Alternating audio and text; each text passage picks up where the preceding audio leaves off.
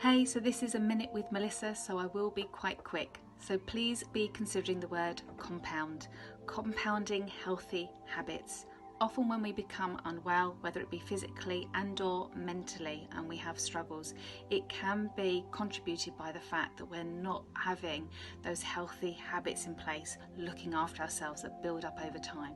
So please be mindful of what you're eating, your exercise, having those breaks, having some regular downtime and looking after yourself. What you do today matters tomorrow and the week after that, because eventually that will show up at a later date. So please make sure that you're taking care of those compounding healthy habits on a day-to-day basis. Look after yourself and take care of each other. Bye for now.